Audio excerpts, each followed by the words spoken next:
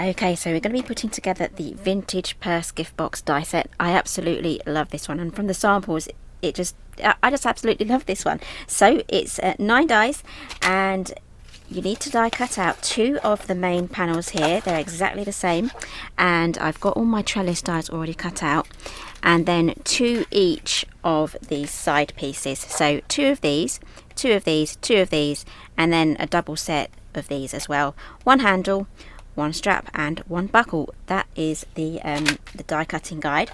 So let's get this popped together. So I'm going to pop these aside because we're going to be working on our main panel first. So you'll notice you'll have all of these segments here. We have the larger segment here compared to this one here at the top. This one's the thinner one and this one is the large one. This is going to be the base of the bag, so we want them mirrored just like so. So we have these 2 larger sections here. Okay, and then what we're going to do, I'm just going to quickly do a dry run, is we don't pop them like that over each other, we overlap so the score lines are on top of each other like so. Okay, so I'm going to use a little bit of red tape here. You can use glue as well, but just for the demo purposes I am going to just use the red tape, and if you want to you can use the red tape and a little bit of glue over the top. So I might just do that because I really want this bag to last. I'm just going to press that down. That's going to push the adhesive right into the fibres of the card. Remove that and add a bit of glue. I've got Cosmic Shimmer here in my little tiny bottle. So again, this won't affect the adhesive at all. It will just make sure that it lasts that little bit longer. Okay, so what I'm going to do now is just press that over there and just line up the score lines, and again using the wet glue will also help with manoeuvring as well. Okay, so you should have something that now looks like that. So another thing that I've done is I have lined the edges here with my red tape as well, and I haven't gone on these tiny little end pieces here on both sides. So this bit's free and this bit's free here as well, as you can see. So I'm keeping those free because those are going to be the inner support for when it closes, just like that. Okay, so now let's grab our pieces. So 2 of each one.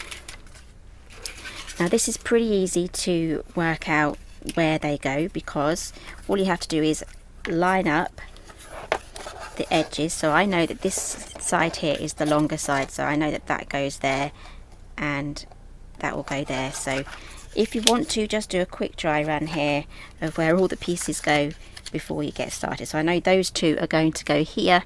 There's not going to be much space here because of the camera position, but this is what your dry one will look like, just like that.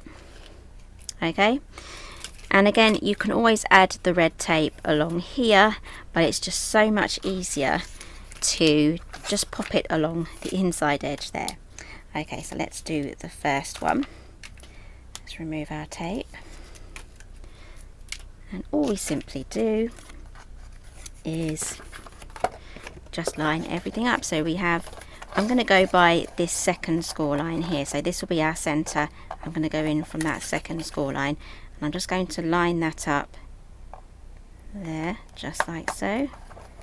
And it's so much easier having the tape on the main piece. So, because now I can just work my way around matching all the side pieces to the score lines. How easy is that? Okay, so I'm just going to do this first one and then I'm going to quickly go around and do the rest. So those shall go in like that. Okay.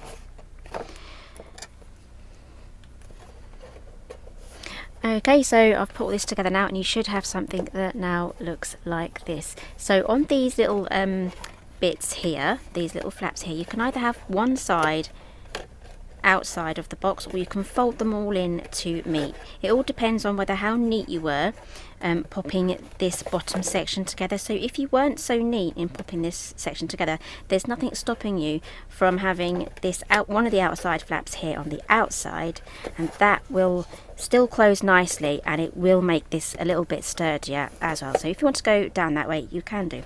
Okay, so let's move on now to the trellis dies.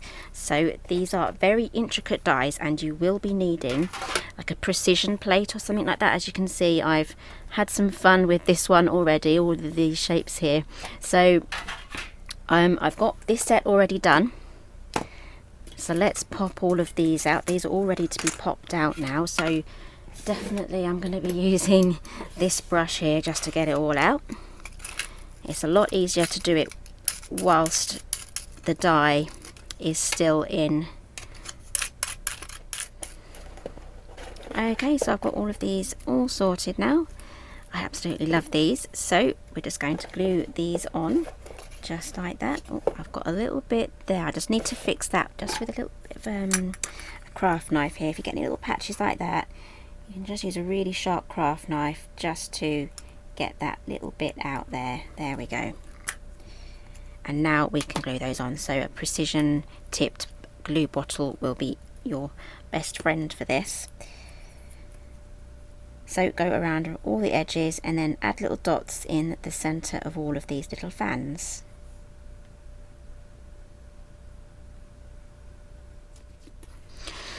Okay, so that is now all done. I've got my mats all down. It's looking really nice, and I would highly recommend matting the inside as well with the pattern paper, and that's really easy to do. Just die cut the two main sections again, trim off the inside so it's going to fit inside, and then trim off the top and the bottom.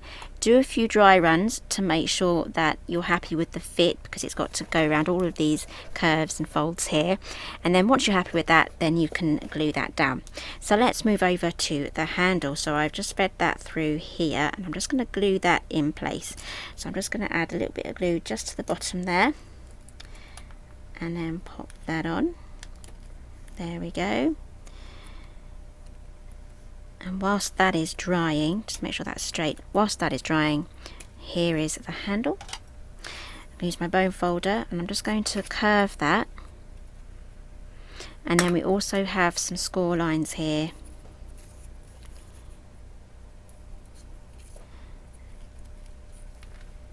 I'll fold those over, and then I'm going to pop this on. It might be easier to get this on first, because that will hold this shut for us. So I'm just going to add a little bit of glue just to the end here, and then I'm going to wait about 5 minutes for that to dry.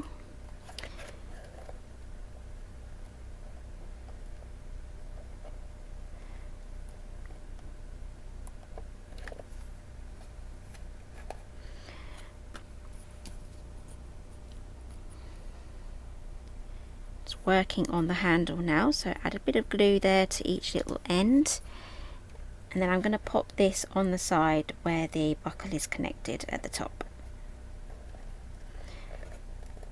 So that looks pretty central to me. And now the best thing you can do now is just let this dry and don't play with it until you are happy that it's dry.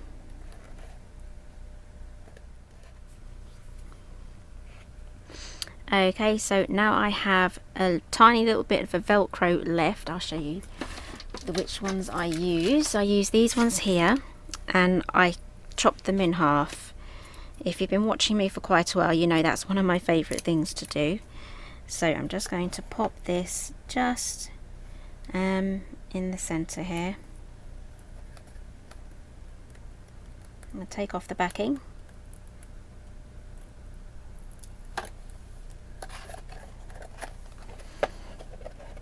Okay, make sure everything is lined up perfectly, and then we're going to stick that down just like that. So it's always good just to check everything is okay. I think I put my Velcro down a bit too low, so I might just try and fix that now. There you go, I didn't wait for everything to dry properly.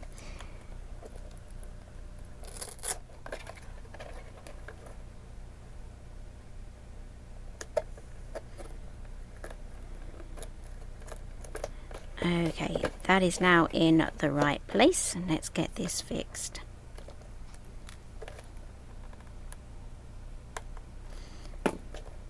There we go, and now I'm definitely going to leave that handle alone until it's properly dry. So that is the vintage purse. You can bend this around if you want to, or make it a little bit lower. It's up to you, or have it a little bit higher.